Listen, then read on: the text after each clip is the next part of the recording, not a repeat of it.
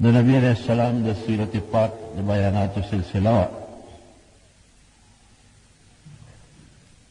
په 10مه هجره کې نبی کریم صلی الله علیه وسلم یو حج کړی دی چې هغې ته حجة الوداع وایي. حج چې کله فرض شو، اختلاف د علماو پکې لږ غوندې شته دی،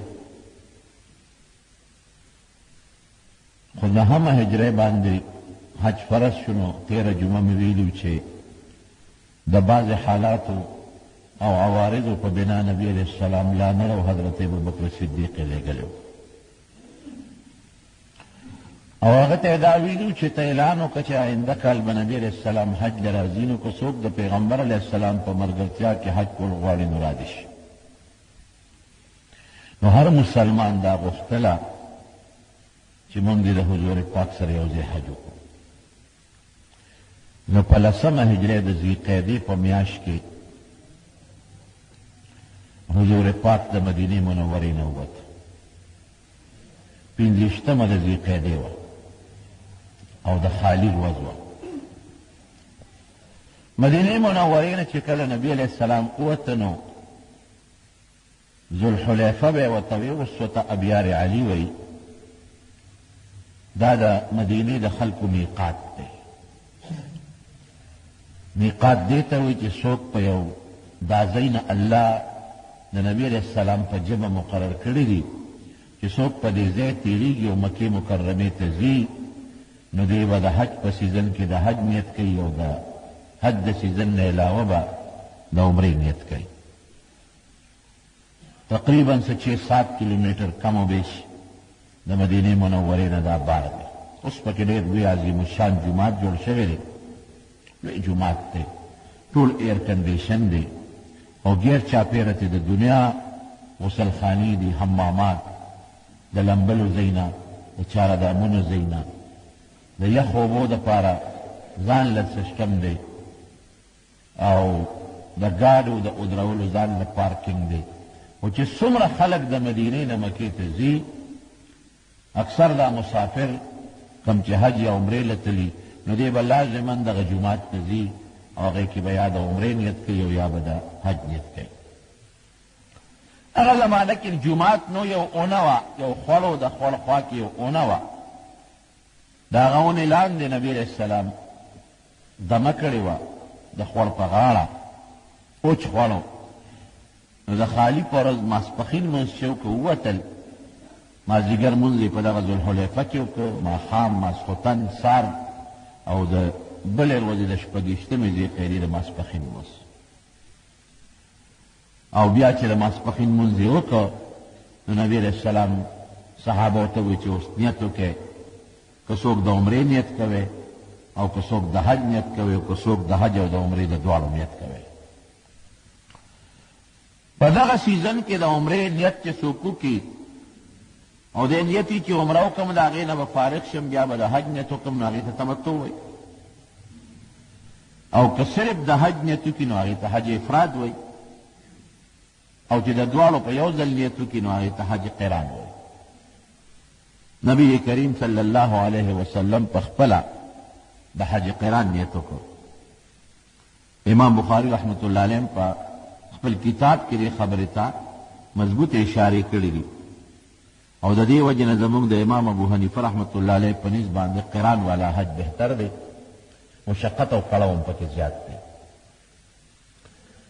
نو د ټولو صحابو په مخ کې چونکې د نبی علیہ السلام مقصد دا چې دا خو زما اخیري د فرضیت نه پس دا اخیري حج دی، الله پوی کړی، بل حج خو نه کوم او حج ګران کار دی، حج مسلو باندې پوهېدل. نو د صحابو په مخ کې دا ټول اعمال کول چې دوی مانه چل زده کړي. نو 28مه ذوالقعده باندې د میانې میاشت د ماسپښین د مانځه نه پس نبی علیہ السلام 2 څادرونه ځان نه تاو کړل. د احرام څادر یې ورته وایي، یو د پرتوګ په ځای لنګ، بل د کمیس په ځای باندې ځان نه تاو کړ. د صحابو مخکې چې هغې وویني، بیا 2 رکعته نیت او نفل وکړل. دې ته سنت الاحرام وایي، د احرام 2 رکعته نفل. دا چې څوک د حج او د عمرې نیت کوي، دا 2 رکعته نفل به ضرور کوي. یعنی مستحب دی، مسنون دی، سنت موکده دی، تو واجب فرض نه دی. داسې وخت کې به کوي چې کم وخت کې نفل صحیح کېږي. که د مازدیګر نه پس دا نیت کوو نو بیا دې نه کوي، یا د سهار د لمانځه نه پسې دا نیت کوو نو بیا دې نه کوي. کم اوقاتو کې چې نفل صحیح کېږي نو هغې اوقاتو کې دا 2 رکعته وکړي، لکه د نیت وکړي د دې خبرې چې چونکې د احرام تړم او د احرام نه مخکې نبي علیه السلام دا 2 رکعته کړي دي، نو زه هم دا 2 رکعته کوم. د احرام 2 رکعته سنت. او چې دا 2 رکعته اوس څوک کوي د هغې دې وخت کې خو له نیت نه دی کړی، دا احرام ممنوعات لا نه دي شروع، نو سر دې پټ کړي په خپل څادر کې. آداب دا دي چې 2 رکعته مونځ وکړه د مانځه نه پس، نبي علیه السلام د حج او د عمرې د دواړو نیت وکړو. دې ته قران وایي.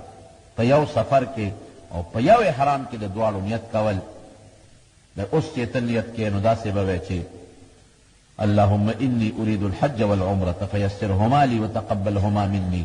یا پښتو کې به وایي چې الله د حج او د عمرې د دواړو نیت کوم، ما ته احسان کړي او د قبولیت معنی قبول کړي. او که یوازې د عمرې نیت کې نو بیا به صرف د عمرې ټکي وایي چې د عمرې نیت کوم، او که یوازې د حج نیت کې نو د حج نیت کوم. خو نبی علیہ السلام د دواړو نیت وکړو، بیا لبیک وویل. قانون دا دی چې د نیت نه پس به لبیک یو ځل په زوره وایي، دا واجب دی. لبیک اللهم لبیک لبیک لا شریک لک لبیک ان الحمد والنعمة لک والملک لا شریک لک. لبیک یا اللہ زستا حضور کے حاضریم، ستا دربار کے حاضریم، تا تا حاضریم یو ځلنا، بار بار تا تا حاضریم، یو وقت زستانه پټنیم اللہ. اللهم یا اللہ لبیک تا تا ز بار بار حاضری خپل لګوم، یو ځلنا بار بار تا نه پټنیم، تا تا ښکاریم، ستا دربار کې زه د عبادت حاضری لګوم.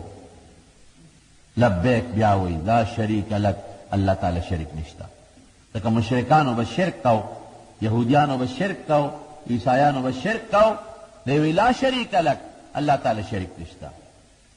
بیا وی لبیک ان الحمد والنعمة لک. خدای چې څومره ښکلي صفتونه دي دا ټول ستا دي. قدرت د خدای ښکلي صفت دی، ته الله قادر بادشاہ، ته خالق، ته رازق، ته مالک، ته دنیا کې انسان پیدا کې هم فنا کې هم روزی ته ورکې، ژوند، عزت، مال، دولت، بچی، الله دا ټول ستا په لاس کې. چې څومره ښکلي صفتونه دي دا ټول د الله دي. ان الحمد والنعمة، والله چې دا څومره احسانات دي، پیرزونې دي، الله دا ټول ستا د طرف نه دي. والملک، بادشاہی به خدای ستا ده، د انسان به څه بادشاہی، نن به یې سبا بني. ان الحمد والنعمة لك والملك لا شریک لک. اخر کې بیا وایي چې الله تعالی شریک نشته. دا لبیک شروع شي. ښځې به پټ وایي، سړی به په زوره وایي. یو انسان که داسې و مجبور و چې لبیک یې نه یادېده، نو علما وایي چې خیر دی بل ذکر دې په زوره ووایي، هر یو ذکر چې وي. خو لبیک سنت دی، د نبي علیه السلام هم دقه لبیک والا ذکر پکې کړی دی او ډېر لوی ثواب یې دی. نبی کریم صلی الله علیه وسلم فرمایي چې څوک لبیک وایي، د ده د لبیک سره د ځمکې د ختمېدو پورې ښي طرف ته او ګس طرف ته چې څومره کاڼي بوټي دي، دا به د قیامت په ورځ دله شهادت کوي. د ده لبیک چې څوک اوري، دله به د قیامت په ورځ شهادت کوي. او د ده د لبیک سره د ځمکې ختمېدو پورې چې څومره کاڼي بوټي دي، ټول ورسره لبیک وایي. ان من شیء الا یسبح بحمده ولکن لا تفقهون تسبیحهم. الله وی هر شی د الله تسبیح وی، خو دا هغې په تسبیحاتو مونږ کوي ګناه. دا شنه بوټي ټول الله یادوي. حدیث کې راځي چې کله د الله ذکر بند شي نو وچ شي، بیا څانګه وچه شي. دا جامه چې تر څو پاکه د الله ذکر کوي، چې کله خیره نشي د الله ذکر بیا بند شي. دا اوبه چې تر څو روانې وي د الله ذکر کوي، او چې کله الله ذکر بند که څښا شي بیا. تر دې حده پورې دریاب کې دا میان او کبان هم د الله ذکر کوي، او چې کله الله ذکر بند که د ښکاري په جال کې به نښتي. او دا چې څومره مرغۍ دي چرن پرن، دا څومره مرغۍ دي دا به هم د الله ذکر کوي، او چې کله هم د الله ذکر بند که د ښکاري جال کې به نښتي بیا. دنیا د الله په ذکر آباده ده. الله په خپل ذکر خوشحالیږي. الله خپله د خپل ځان ذکر کوي، د خپل ځان تسبیحات وایي. نبی کریم صلی الله علیه وسلم فرمایي لا احصی ثناء علیک انت کما اثنیت علی نفسک. الله چې ته د ځان کم صفت کې داسې زه ستا نشم کول. فرشتے لگیا دا اللہ صفت کئی کله نه خدای پیدا کړی دي په ذکر لگیا دي تسبیحات وی څوک په ولاړه دي څوک په قیام کې دي څوک په رکوع کې دي څوک په قومه دي څوک په سجده پرتی دي یو شان الله یادوي نه هغې ستړي کېږي لا امون قرآن کې الله فرمایي نه پرې ستړی راځي نه ډوډۍ حاجت پرې شته نه اودسماتي حاجت شته نه لوږې کپې راځي نه پرې تنده راځي یو شان دي د الله عبادت کوي او کله چې قیامت شي الله اکبر قیامت شي نبی علیہ السلام فرمایي دا فرشتې به سر روچت اربونه کاله د الله عبادت وکړو لږ هم نه مونږ یو دوه رکعته مونځ وکړو بیا هغه خپل مونځ په خلکو خرڅوو مونږ یو دوه رکعته نفل وکړو بیا ځان را نښتئ بس یا ځان له سړی امتیان ګوري د پیغمبرۍ دعوې کړي بیا یو څو رکعته نفل وکړي یو څو روجې ونیسي بس ځان ته بیا عبدالقادر جیلاني رحمت الله علیه ځان نه جوړ کړي داسې نه ده فرشتو څونه اربه کربه د الله عبادت به کړي قیامت پر چې شپېلی وي سر به اوچت کړي د سجدې نه څوک به رکو نه سر پورته کړي څه به وایي سبحانک ربنا یا ربنا خدای ته د هر عیب نه پاکې ما عبدناک حق عبادتک الله ستا د شان مناسب چې کوم عبادت وګورې هغه موږ نه دی کړی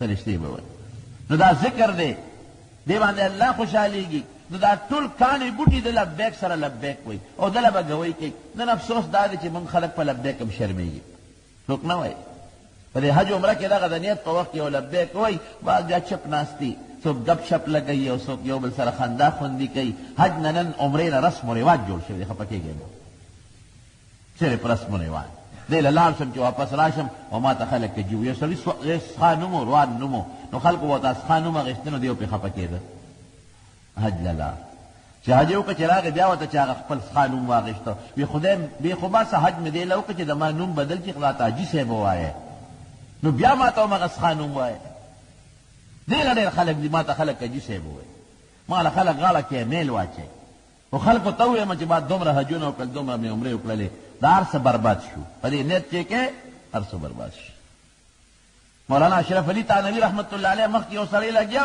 خبرې کولې وي دا زما په لومبي حج کې دا کار کړی او به یو هر سړي دوړه کړل وی صاحب ولې وی خلکو ته دې ښکاره کړه چې حجونه مې ډېر کړي دي لومبي حج معنا دا چې ډېر مې کړي دي ریا دې وکړه ریا به نه کوې لبیک بالکل څوک نه وایي حالانکه مسله د دین دا ده چې ګاډي ته خېجې لبیک وایه چې لوړ ځای ته خېجې لبیک وایه چې لوړ ځای نه کوزېږي لبیک وایه که چا سره ملاقات کوې سلام نه مخکې لبیک وایه هغې نه پس سره سلام وکړه قسم دې لبیک پېژني څوک نه پته نه لګي د لبیک هېڅوک نه وایي جاس کې یو بل سره ګپې دي شپې دي خطو کې ګپې دي شپې دي په دا سوچ دي خلک دې طرف نه په دې سوچ کې دي چې دا به څنګه چلي او دا به کوټه به مې کم ځای کې وي او د ډوډۍ به مې څنګه یو خوراک به مې کم ځای او هغې طرف نه په دې سوچ کې وي چې دا سامانونه خو مې اخېستې دي او دا به جس کې څنګه وړم او لاس کې به وړم او که په پټه به ورکوم او دا به را سره پرېږدي او که به پرې نه دي ټول دقه سوچونه فکرونه دي موږ نه ډېر خلک د حج د عمرې تپوس کوي نو چې څنګه راشي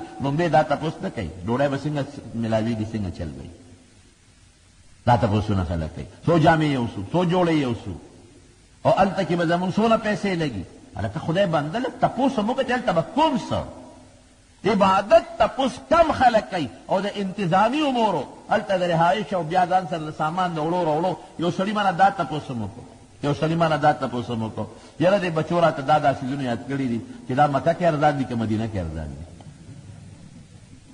ما ورته دا په کارخانو مارکیټ کې ارزان دي اجلمه ده کارخانو مارکیټ ته لاړ چې هغه دې نه بیګ را ډک کړه بچو له راوړه دلته ارزان دي هلته د دنیا سودا له مزه هلته د آخرت سودا له لاړ شه هلته دې له مزه چې زه بچو له تحفې راوړم او زه وارثانو له تحفې راوړم هلته دې له لاړ شه چې جنت ته ځان سره رسول الله مبارک له تحفه یوسم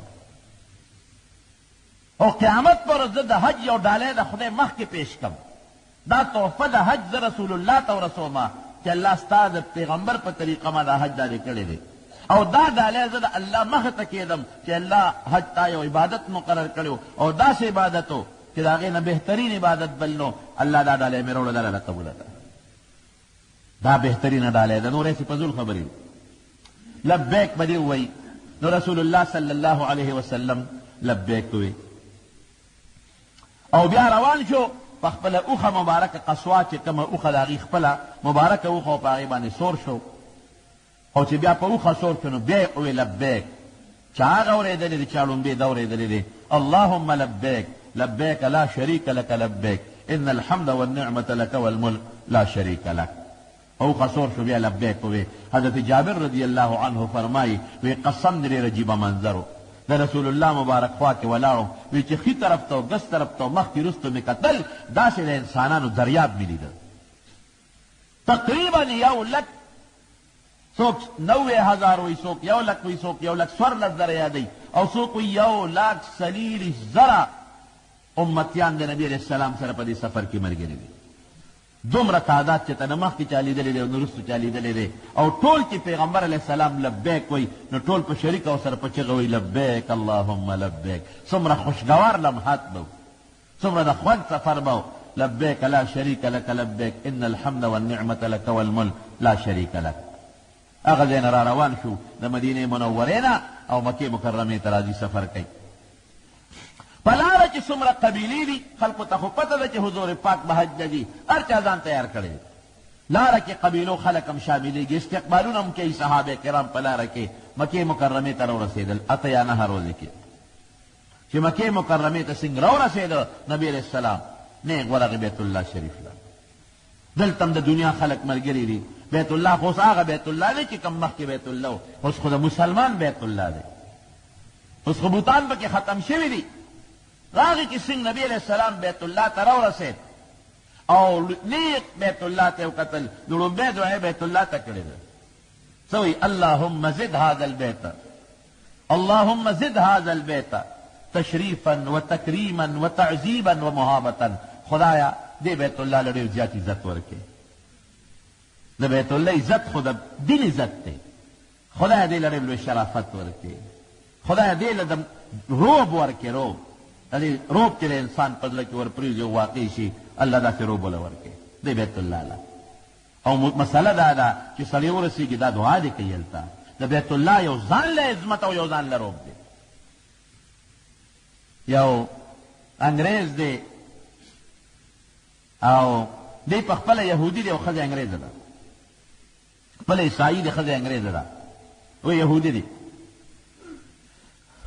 دی وایي چې مونږ د یو تیلو کمپنۍ کې ملازمت کوم نوکریم کوله وی زمونږ په جده کې ډیوټي ولګېدله هلته ډېر غیر ملکي خلک په دې جده کې او ځای په ځای خپل نوکري کوي. دا ښځه یې وایي چې جده کې به مونږ داسې بار راوتو نو ما داسې خلک به لیدل د چا به سپینې جامې وې او د ښځو هم څه بل شان سر باندې ټوټلا چولې و یو مخصوص لباس کې به مې خلک لیدل چې ډلې ډلې روانې دي. ښځې به مې په مخصوص لباس کې لیدلې د دې مخصوص اواز به مې اورېده. ما مې د خاوند نه تپوس وکړه چې دا جده کې د ایرپورټ نه په دې بازار کې مونږ دا خلک اینو ناشنا غوندې خلک دي یو شان سپینې جامې چولې دي 2 څادرې سرونه سرتور دي. د حاجي مثال د لیونو دی سر تور دی او خپې بلې او چپلې په یو خپه کې دی او یو چپلې په بله خپه کې دی هېڅ نشته او ښځې مخونه ښکاره دي سر یې تړلې دي په رومال باندې قباګانې یې چولې چې دا څه کم خلک دي دا څه کوي. وی خاوند مې راته وی چې دا دلته یو ښار دی هغې ته مکه وی او د دې مسلمانانو په دې مکه کې یو میله لګي دې هغه میلې له راځي او د دې قانون دا دی چې هغه میلې له دې راځي اختر تهوار نو دې دا مخصوص جامه چې ښځې مخصوص جامه چې او دې دا مخصوص جامه چې وی ما ورته دا انګریزان د دې سیر و تفریح ډېر خوند وله ورکوي. اکثر کیمرې ورسره یو فوټوان هم وباسي او ټول ژوند او پیسې هم په دغه برباده کړي. هره د مسلمانانو دې میلې له نه اختر له نه خاوند مې ما ته ویل چې نه هغه کې غیر مسلم نه پرېږدي. واقعي د مدینې نه چې راځي نو بورډ لګېدلی دی د مکې مکرمې په لار او جدې نه چې دی نو بورډ لګېدلی دی او هغې کې باقاعده لیکلي چې ممنوع الدخول لغیر المسلمین چې غیر مسلم بدن نه دي مدینې ته هم نه پرېږدي او انګریزۍ کې مته لیکلي چې غیر مسلم بدن نه دي. نو خاوند راته وی چې غیر مسلم دلته نه پرېږدي. وی ما ورته وی چې موږ څوک څه پېژني جامې مو همدغسې واچو لکه د دوی کې لیکل زه به دغسې جامې واچوم اتم دغسې جامې واچو ګاډي کې به کښېنو خو که چا په لاره ودرولو واپس به شو او که ونه درولو میله خو به وګورو چې دا د مسلمانانو څه میله ده څه شی دی ډېره ښه ده.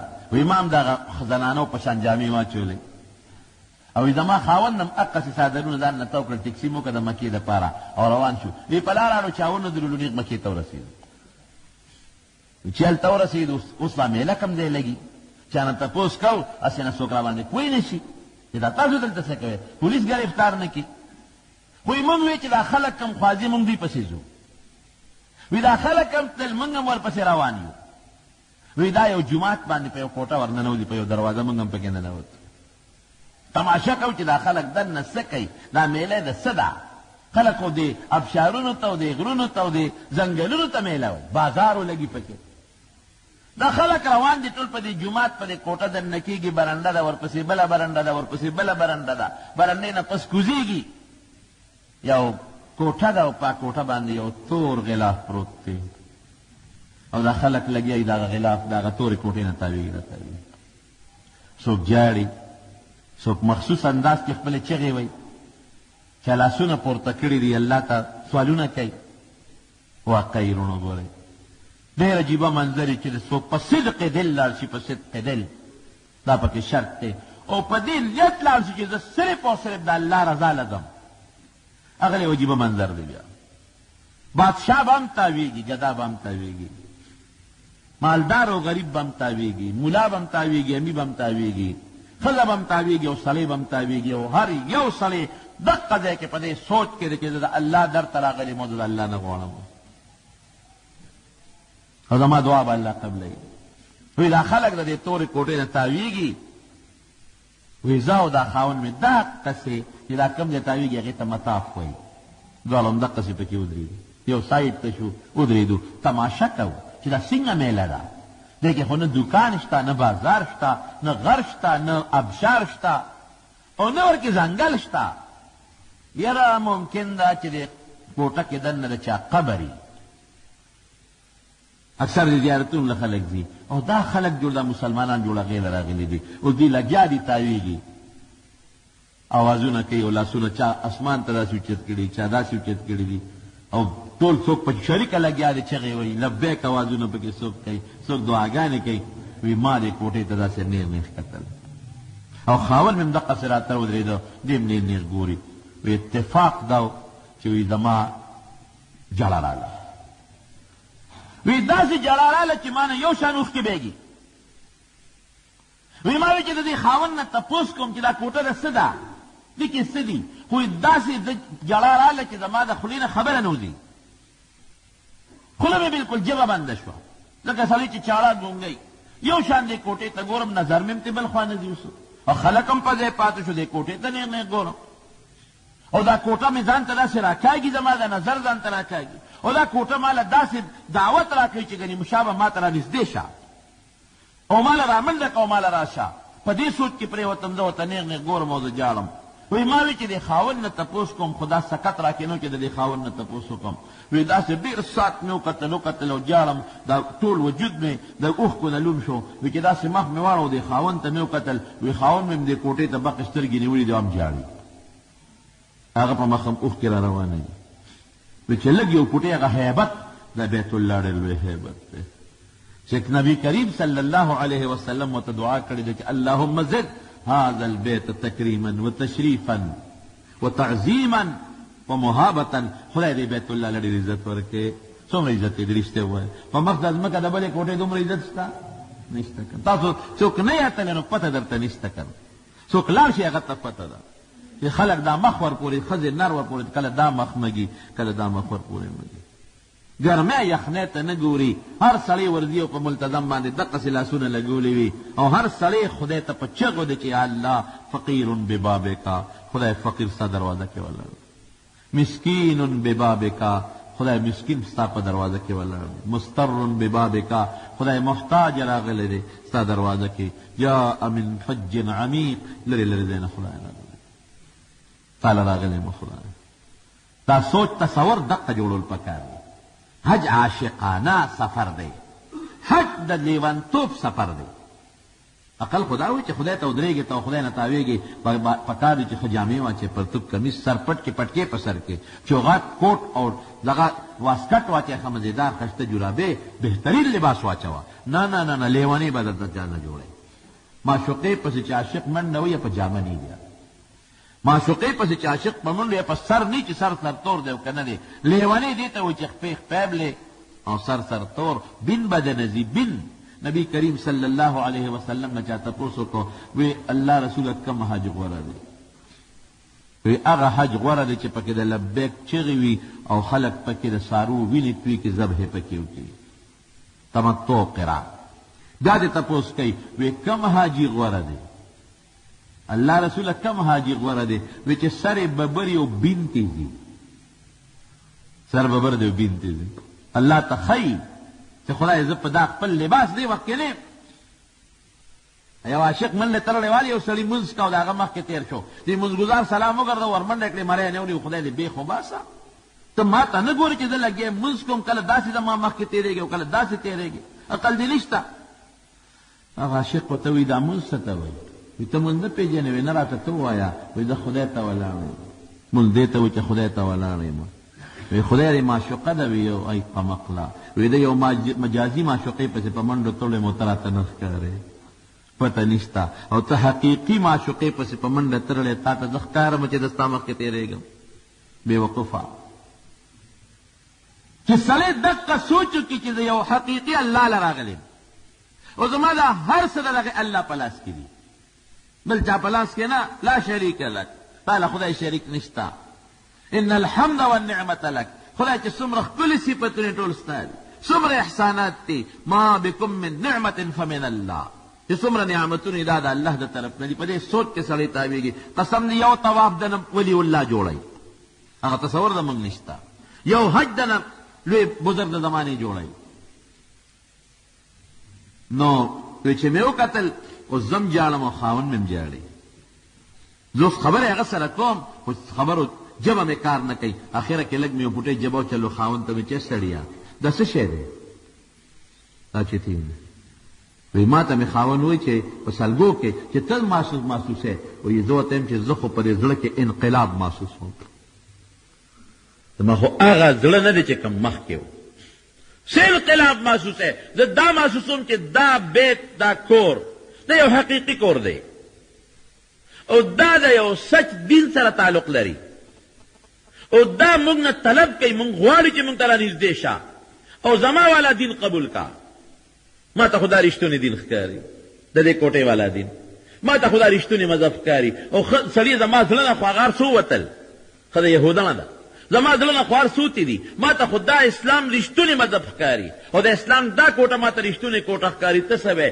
وی سړي ښځې ما ته هم دا محسوسېږي زم دا ویم چې دا رښتونې کوټه ده او د دې مسلمانانو دا دین رښتونی دین دی د اسلام رښتونی مذهب دی او دا کوټه مانم تقاضا کوي لاس نه لقوي خو ما زه محسوسوم چې ما ته اشارې کوي چې ما ته رانږدې شي وی اقه ځای دواړه ولاړو یو سړی م د مټه رونیوه انا لله و انا یو سړی م د مټه دلته راشه ای رورې چې خلک مسلمانېږي په څه طریقه مسلمانېږي یو سړی په اسلام کې داخلېږي په کومه طریقه به اسلام کې داخلېږي موږ ته لږ یو پوټې ووایه هغه سړي وایي چې دغه کلمه به وایي چې اشهد ان لا اله الا الله واشهد ان محمدا عبده ورسوله وی د بیت الله په کتوم دا کلمه وی خدای پاک ایمان را نصیب او وایي چې په ټوله دنیا کې به داسې هېڅوک هم نه چې هغې د بیت الله په کتو خدای هغې ته ایمان نصیب کړی دی وی یو ځیم یو زما خاوند نو حضور پاک ورته دعا کوي او بیا چې ورشي علماء لیکي وي چې الله اکبر مخامخ الله اکبر الله اکبر درې ځله الله اکبر یا یو ځل ووایه او خدای ته لاس اوچت که او د الله نه وغواړه چې څه غواړې الله دله درکوي بهترینه دعا چې کوم نبی کریم صلی الله علیه وسلم ښولې د امت ته الله قرآن کې ښودلې د هغه دا ده ربنا آتنا فی الدنیا حسنه وفي الآخرة حسنه وقنا عذاب النار یا الله د دنیا ښکلی ژوند راکړي خشته جون چې ته پکې خوشحاله یې زم پکې خوشحاله یم چې انسان خوشحالي الله خوشحالي دا خشته جون او په آخرت کې ماله ښکلی خشته جون راکړي د جنت والا د دوزخ نه ګورې او قنا عذاب النار د جهنم د اور نه هم بچ کړي نو حضور پاک چې دا کار وکړ دا دعا یې ولوستله نو نیغ راغی نو استبا وکړه. عمره چې سړی کوي نو استبا به کوي، دا ښې اوږه ښکاره کړي او دا ګسه پټه کړي. دا بیا لیونتوب دی. ګوره ښې اوږه ښکاره شو. اووالو چکرو کې به دا ښې اوښکه دې ښکارئ استبا، او په لومبو درېو چکرو کې به رمل کوي، رمل پهلواني. دا مټې به وی چې دا اوږې داسې ړقي او دا خپې به جوختې جوختې ږدې. دا به ښکاره کوي چې بس یو سړی ما ته مخامخ ولاړ د هغه له په پردو نه ورځه، او د حجر اسود باندې خپل دواړه لاس مبارک کېښودل او ښکلې کړ. دې ته استلام وایي. نبی علیہ السلام فرمایي الحجر الاسود یمین الله فی الارض. حجر اسود په دې مخ د ځمکه د خدای ښی لاس دی.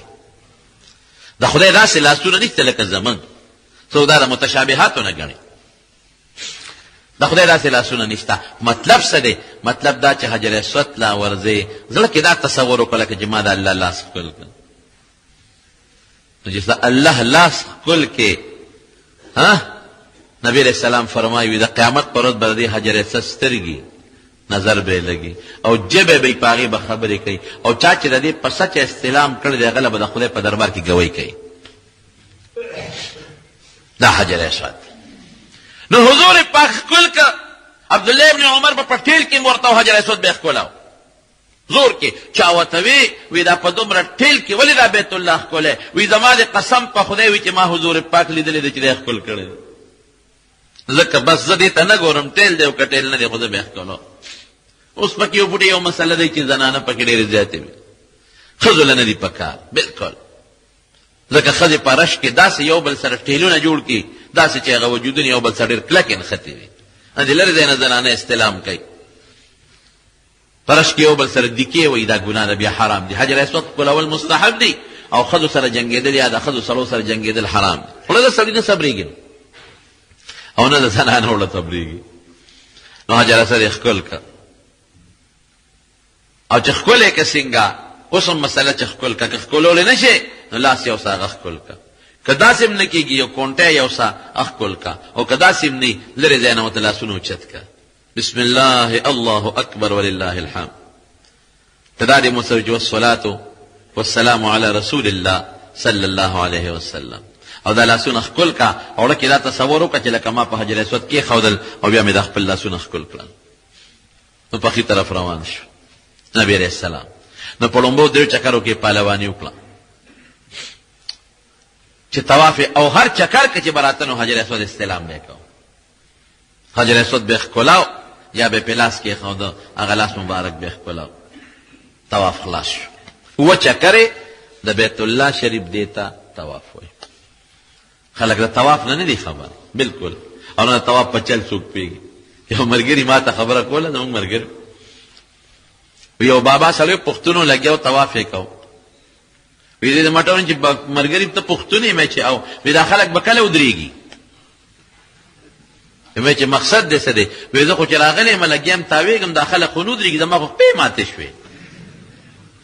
ما ورته چې بابا دا ودرېږي نه، دا خو څوک پکې راځي او څوک تې وځي. اووه چکر دې پورې کړي، سار مې شروع کړی، ورځ مې غونډه تېره کړه چې اوس به دا خلک ودرېږي، اوس به ودرېږي، اوس به ودرېږي، اوس به ودرېږي، څوک هم نه ودرېږي. مې چې بس ته ودرېږه خلک پرېږده. هلته خو څوک څه نه غریبانان نه دي خبر په دغه سوچ کې. څوک په طواف دوران کې ورمنډېږي په بیت الله شریف او سینه پورې مږي، حالانکې طواف دوران کې چې داسې وکړل طواف دې فاسد شو، داسې به نه کوې. بلکې علما لیکي چې طواف دوران کې بیت الله ته کتل هم مکروه دي. اووه چکرې نبي علیه السلام مبارک پوره کړی، او چې اووه چکرې پوره کړی بیا استلام وکړه د حجر اسود. بیا راغی مقام ابراهیم ته. مقام ابراهیم نه شاته دو رکعته واجب الطواف ورته ویې هغې وکړل. واتخذوا من مقام ابراهیم مصلی، دو رکعته واجب الطواف یې وکړل.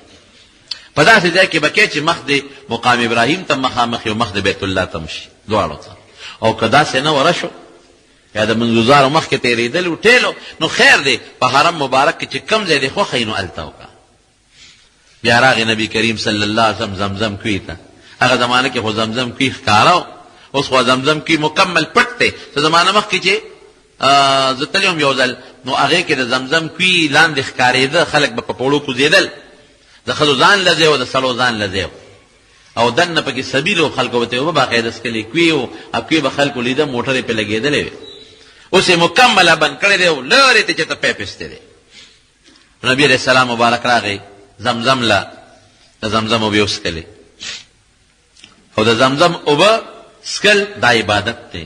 د زمزم اوبو ته کتل د عبادت دی او د زمزم د اوبو د څکو وخت کې رب العالمین د انسان دعا قبلوي. او نبی علیہ السلام فرمایي چې زمزم الزمزم لما شرب له، چې په کوم نیت ته وسکنه الله بدله هغه نیت برابرای. زمزم یې وسکه او یې خډې وسکه وې دومره وسکه چې دا پخته دی په پړسېږي. زمزم یې وسکه چې زمزم نه کله فارغ شو نو بیا راغی یو بل استلام یې وکړو.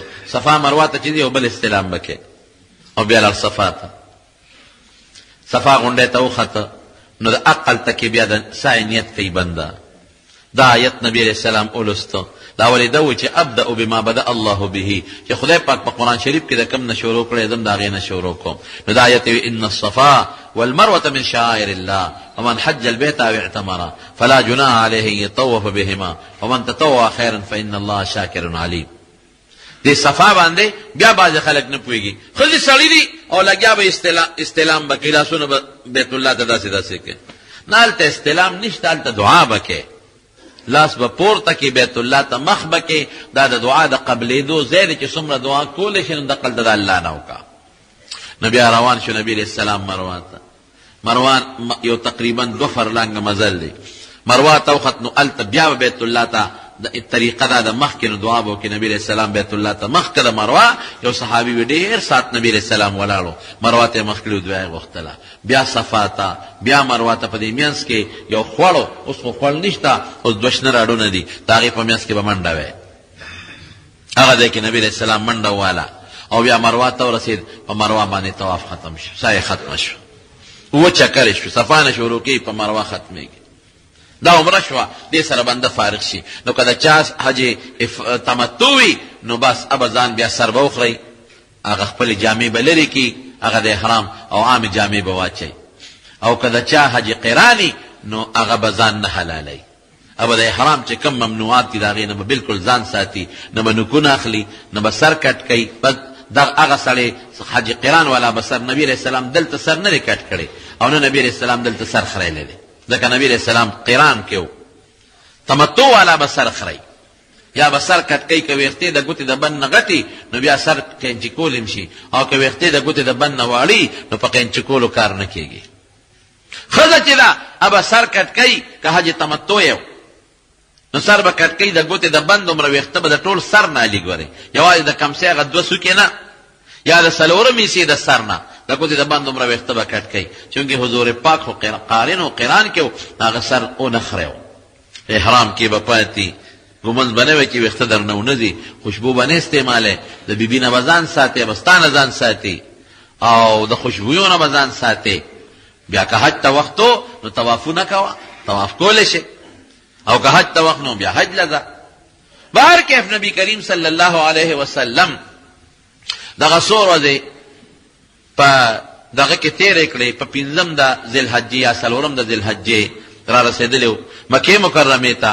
په مکه مکرمه کې 8 ورځې تیرې کړې او په 1 د ذوالحجې 1 تاریخ نبی علیہ السلام بیت الله ته راغی او صحابه راغونډ کړل او د حج چلې ورته وښو چې موږ به حج په کومه طریقه کوو. دا مسنون دي.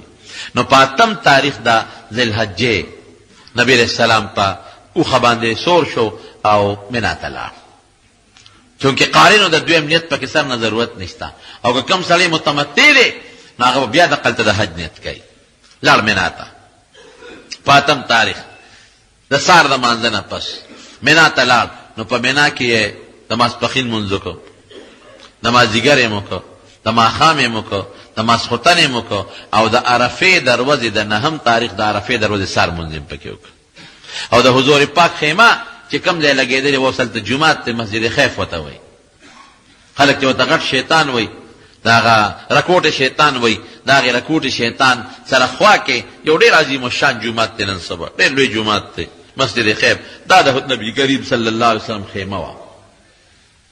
د عرفې په ورځ سحر وختي عرفات ته لاړ نبي علیه السلام او صحابو نه ته تپوس کړو چې صاحب عرفات کې کوم ځای کې درته موږ خیمه خښه کړو؟ نو نمیره یو ځای دی، ورته په نمیره کې راله خیمه خښه کړې. هلته اوس یو لوی جومات جوړ شوی دی د حضور پاک د هغه خیمې په ځای باندې هغې ته مسجد نمیروئ. او چې په لاره روان دی نو پیغمبر علیه السلام هم هغسې لبیک وایي، صحابه هم ورسره لبیک وایي او حضور پاک هم لبیک وایي. نو وختي ورسېد، چې ورسېد عرفات ته په هغه خپله خیمه کې دمه وکړه. اوس هم قانونداري که وختي ورسېد په خپله خیمه کې دمه وکړه. او چې کله د زوال شو نو نبی علیہ السلام اوخه وغوښتله، اوښه یې ورته راوسته، په هغې باندې سور شو. او چې کوم جبل رحمت دی یو مشهور غر دی، دا خلک ځي په عرفات کې، هغې جبل رحمت ته نبی علیہ السلام مبارک لاړ.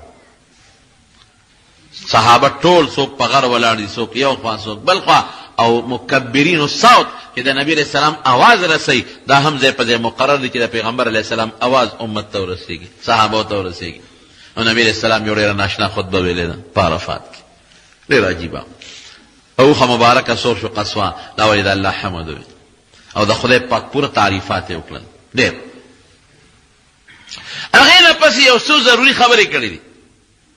هغه ضروري خبرې چې کومې حضور پاک کړي دي نو درته وایم. یوه خبره نبی علیہ السلام مبارک دا وکړه، دا تقریر دا بعضې حصې دی په منا کې بیا کړي دي، دلته هم کړي دي هلته هم کړي دي. لومبې تپوس یې وکړئ یوم هذا، نن د سر ورځ ده، نن فلانکې ورځ ده. ایو شهر هذا، دا کومه میاشت ده؟ صحابه غږ ونه کړ، حضور پاک په فلانکې میاشت ده. ایو بلد هذا، دا کوم ښار دی؟ صحابه الله او رسول عالم دی، ښه پوهېږي. وی دا د مکې مکرمې او د هغې د مضافاتو ښار نه دی. وی ولې نه؟ او نبی علیہ السلام مبارک یو عجیبه خبره وکړه، الا ان دماءکم واموالکم واعراضکم حرام علیکم کحرمة یومکم هذا فی شهرکم هذا فی بلدکم هذا. زه به هغه د پښتو ترجمه درته نه کوم، په هغه مفهوم او په هغه مقصد هم پوهېږم. لکه څنګه چې د اختر میاشت وي او د عرفې ورځ وي، د اختر میاشت او د عرفې ورځ او د بیت الله خوی او یو سړی پکې ګناه وکړي نو الله پې خفه کېږي که نه خفه کېږي؟ وی د مسلمان عزت اغشتل، د مسلمان وینه تویول، د مسلمان مال په ناجایز طریقه اغشتل، په هغې الله داسې خفه کېږي لکه د عرفې پر ورځ د لوی اختر په میاشت کې د بیت الله په خوا کې یو سړی سنګین جرم وکړي. یو موقع کې نبی کریم صلی الله علیه وسلم بیت الله ته مخامخ ودرېد، وی ما سب بهترین لوی بیت دی او ما اکرمک صد خدای ته خوښې، لیکن زما دې په هغه ذات قسم چې دې دنیا ته په حیث د پیغمبر یې رالیږلی ما چې د مسلمان عزت ستا نه د خدای په نزد زیات دی. ستا په بېعزتۍ دومره الله نه خفه کېږي لکه د یو مسلمان په بېعزتۍ چې څومره الله خفه کېږي. یا خو یې دا خبره وکړه. دویمه یو بله خبره وکړه، ګوره اعلانونه کوي نبی علیه السلام، قانون شو، قانون تر قیامته پورې. وی د جاهلیت چې څومره دي، چې څومره د جاهلیت څیزونه دي ادما د قدم لاندې پراته دي، ختم. الا كل شيء من امر الجاهلیت تحت قدمی هاتین موضوعه. د جاهلیت ټول رسمونه ختم، د ما د خپو لاندې شو، ختم. نن نه پس به د جاهلیت یو کار نه کوي. د اسلام نه مخکې چې څومره د جهالت کارونو د جاهلیت د زمانې. دریم سوی وی د اسلام نه مخکې که چا څوک وجلي نن به بدل نه اخلی، بس ختم شو، بدل مدل ختم. نن نوی دور شروع شو. او لومبې په ویزا عمل کوم، زما د تره زوی ربیعه ابن حارث ابن عبدالمطلب بنو هذیل وجلی دی، هغې وجلی دی، زما ور باندې بدل پورې دی، د تره زوی مې بدل قصاص مې پورې دی، خو د جاهلیت په زمانه کې شوي دي، بس ما هغه بدل پرېښود، د جاهلیت بدل یې بنالی، ختم. او بیا سوی وی خبردار ګوري سود حرام، ربا حرام. او که د چا سره د سود پیسې وي نو خپل راس المال اصل والی سود بنالی.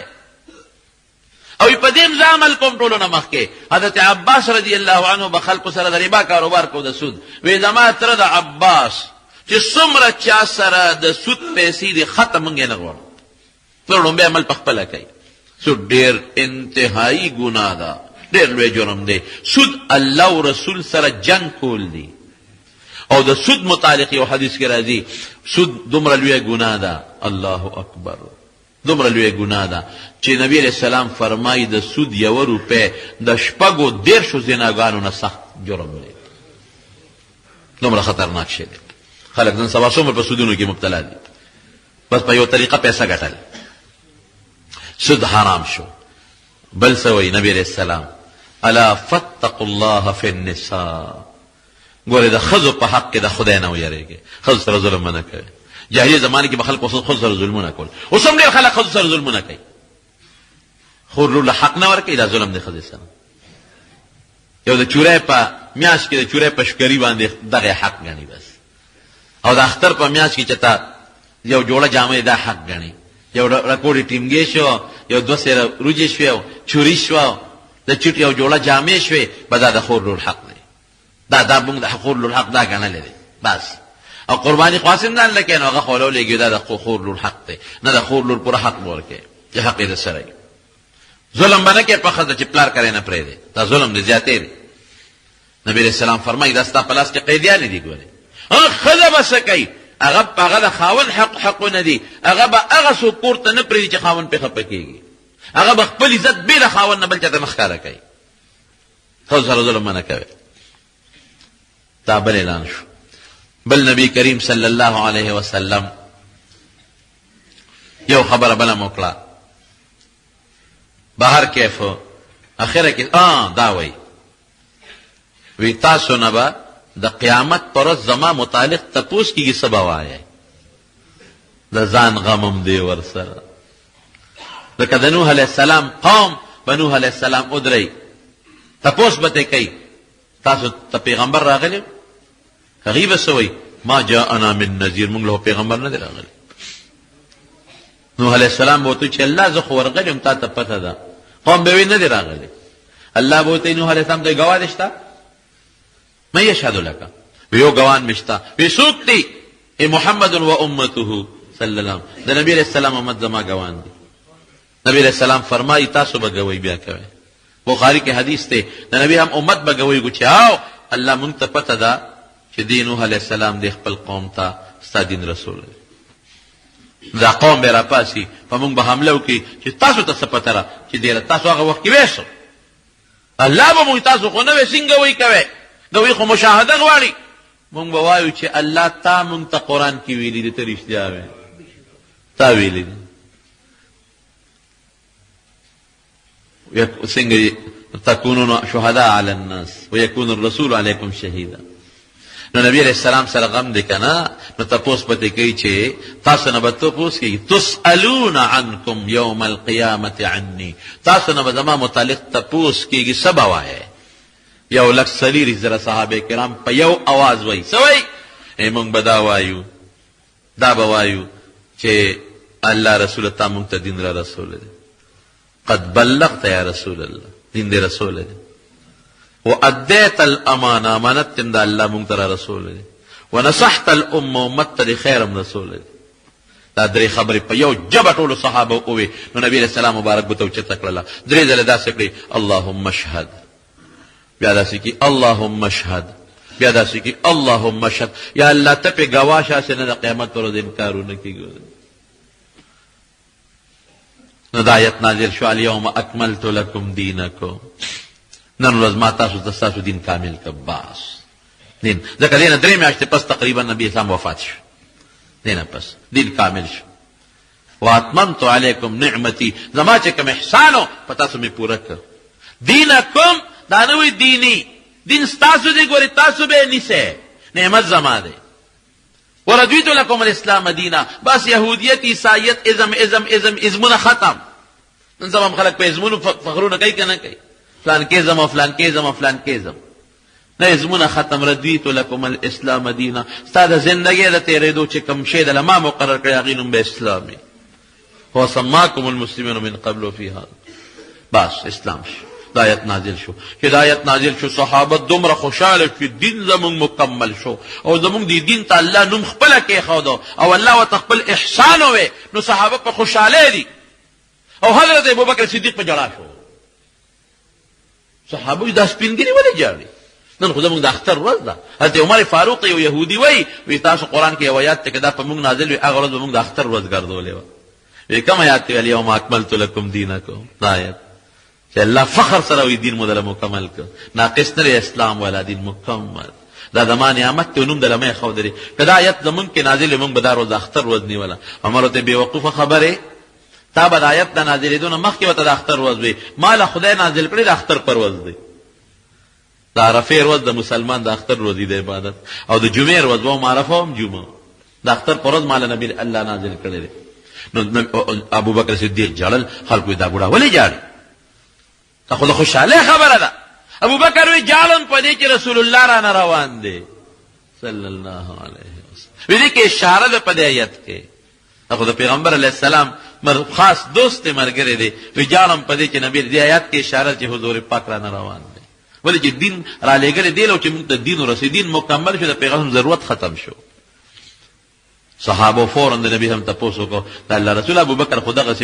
وی ابوبکر ټیک وایي لږه خوشحالي و او بیا صحابه خفه شو چې واقعي دین مکمل شو د حضور پاک چې کله دنیا ته را لېږلی ضرورت خو پوره شو واقعي 2 درې میاشتې پس یو څور لکه دا ذوالحجه ده نهمه ذوالحجه پسې محرم سفر ربیع الاول تقریبا 3 میاشتې پس نبی علیه السلام د دنیا نه بیا حضور پاک دا تقریر وکړ بیا د ماسپښین او د مازدیګر مونځ یو ځای وکړل اول د ماسپښین مونځ او بیا د مازدیګر مونځ او بیا په دعا کې سره مصروف شو مسجد ماښامه پورې دعا وکړله د عرفې پر ورځ او بیا د ماښام چې نور پرېوت را روان شو مزدلفې ته نو د ماښام ماسخوتن مونځ دواړه په مزدلفه کې کړي دي د ماسخوتن په وخت کې او حضور پاک ستړی و چېرته نبي علیه السلام تهجد نه دی پرېښی بعضې اوقاتو کې پاتې شوي دي بیا وروستو کړي دي په دې شپه نبي علیه السلام تهجد هم نه دی کړی سهار وختي پاڅېده او بیا وقوف د مزدلفې وکړ الله ته جړاو د الله ذکر فاذکروا الله عند المشعر الحرام واذکروه کما هداکم الله یې یاد کړ نو چې کله نور راختې د هغې لږ غوندې مخکې را روان شو کاڼي ځان سره مزدلفې نه راغېښتي نو لاړ جمر عقبه ورته وایي غټ شیطان چې ورته خلک وایي هغې په 2 کاڼو باندې وویشته خو د هغې نه پس چې هغې وویشته د کاڼو نه پس نو بیا هغه څاروي خپل ذبحه کړل مذبح ته لاړ څاروي ذبحه کړل څومره څاروي ذبح کړي دي مونږ خو یو تم وارختی مونږ وایه لکه په څو کېږي په 400 د ګرځان بیه پکې نشته کوشش کوو چې د ارزان نه ارزان څاروي واخلو ټولو نه ارزان چې څومره کېږي لږو پیسو والا بس غاړه خلاصه کړو خفه کېږې منن سبا خو ټول اپریټرانو په لاس کې قصې پسې حج چې بوځي خم بم پکې وي خم پکې شته خو ظالمان هم پکې شته خلکو نه پیسې غونډې کړي 400 ریاله چې دله قرباني کوم قسم دې ما ته په معتبرو ذرایعو دا پته لګېدلې ده چې بیا د 50 او د 80 ریالو د 100 ریالو څاروي ولا اخلي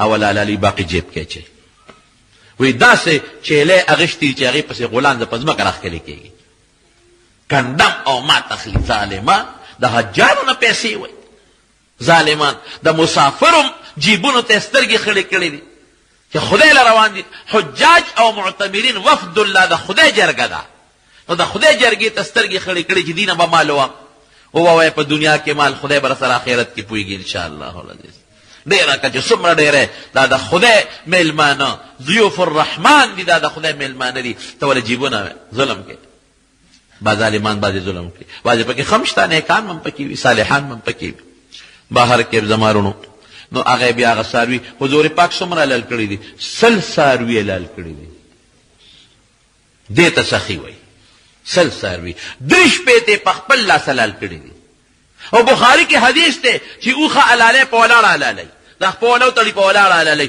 نو اوښې به غړانګه د یو بل نه مخته کوله چې ما مخکې حلاله کا 3 شپېتې په خپل حلال کړي دي او دا باقي علي صاحب ته تا حلاله کا او د هغې نه پس بیا حالق نه یې راوغوښتو راشه ماله سر وخورایا نو سر مبارک یې وخوری او بیا په صحابه کرامو ویښته مبارک تقسیم کړل چې دا زما ویښته مبارک دي دا ځان سره برکتن کېدی تبرکان بیا راغې مکې مکرمې ته او طواف زیارت ورته وایي د هغې اووه چکرې ورپسې د صفا مروه په منځ کې منډې دي بس حج خلاص شو بیا لاړ نبي هم مینا ته په مینا کې 2 ورځې بیا تېرې کړې دي او بیا په 2 ورځو کې په لومبۍ ورځ باندې 3 واړه جمرات شیطانان اولي اول رکوټې بیا منځنۍ بیا غټ جمره ورته دا شیطان ورته موږ وایو کتاب کې ورته نه وایي او په 2 ورځ بیا د سره حج د نبي علیه السلام خلاص شو او دا आवाज به صحابه ته کو چې خذوا عني مناسککم ما نه ګوره د حج طریقې زده کړئ لعلی لا حج بعد عامی هذا ممکن ده چې دې نه پس بیا د بل حج نه کوم. دا د پیغمبر هم حجۃ الوداع ورته ځکه وایي یو ګونه رخصتي پکې د امت نه اخیستې ده او د اخیري حج هم د فرضیت نه پس بیا نبی علیہ السلام سره صحابه کرام ولاړ مدینه منورې ته. دا د سیرت په باب کې د حضور پاک د حجۃ الوداع واقعا مې درته ذکر کړه. رب العالمین امت لري دعاګانې غوښتې دي. دا خو ما ډېر اختصار درته وکړه. قسم دې لري دعاګانې عرفات کې امت له دعاګانې غوښتې دي او بیا په مزدلفه کې خدای ته جړلې دي امت له دعاګانې غوښتې دي. موقع په موقع دعاګانې امت له غوښتې دي. نو الله دې موږ تاسو له د صحیح حج توفیق راکړي. الله دې زموږ تاسو په قسمت کې حج ولیکي. عمره دې خدای زموږ تاسو په قسمت کې ولیکي او د نبی علیہ السلام په نقش قدم دې رب العالمین مونږ روان کړي. ایمان مور خپه ده دعا وکړه چې صلح وشي الله دې سره مور رضا کړي. ډېره اسانه خبره ده. ورشه او مور سره کښېنه او ځان ورته نږدې کړه ورته وجاړه بې معافي غواړم. اوس په دا سات پرې معاف کړي. دا مور له دې زر نرمېږي. ښه زنانه د څه مشکلات دي یو زنانه د مشکلات دي ورته الله دې مشکلات په خیر او په خوشحالو بدل کړي. د بعضې دوستان دي وفات شوي دي. شوکت خان وفات شوي دی هغه ته هم دعا وکړئ. زموږ د فضل قادر مولوي صاحب یو نینګورم وفات وه. نور څومره مردګان دي دعا ورته وکړئ چې الله مغفرت نصیب کړي. خدای او که نه دا زموږ د جمع ملګري دی دعا ورته وکړئ نصر الله جي صاحب چې الله ولا روغ صحت ورکړي او زموږ د جمع یو بل ملګری دی دغه عمر دونه راځي هغه او بالکل هغې هم دعا غوښتلې ده. جی دا دغه چې دی عمر دو دعا غوښتې ده عمر دونه راځي موږ ته سوداګر ورو وي دعا ورته وکړه چې الله تعالی ورله روغ صحت ورکړي. دلته هم باید دوستانو دعاګانې غوښتې دي. څومره مریضان دي الله ته وله شفا ورکړي. خدای ته مریضانو له شفا ورکړي. باید دوستان دي هغوی ته څه مشکلات دي پریشانۍ دي دعا وکړي چې الله وله مشکلات او پریشانۍ په خوشحالو بدلې کړي. د چا اولاد نشته دعا ورته وکړي چې الله وله نارینه اولاد ورکړي. الله ته زموږ د پریشانۍ چا ته څه قسمه پریشانۍ ټینشنونه دي هغه الله په خوشحالو بدلې کړي. خدای ته زموږ نه راضي شي. خدای موږ لا زموږ دوستانو لا زموږ رشته دارانو لا دواړو جهانو خیر ورکړي. باید دوستان ډېر لرې لرې ځای نه پېښور نه یو ځای بل ځای نه راځي او دلته جمعې مانځله مردان نه الله یې ټولو له په یو قدم اجرونه ورکړي. زموږ یو بل ملګری د پېښور هغې غریب ته څه مشکلات دي وکړي چې الله ولا مشکلات په خوشحالو بدل کړي. یا الله د چا په زړه کې څه حاجت دی ته وله پوره کړي.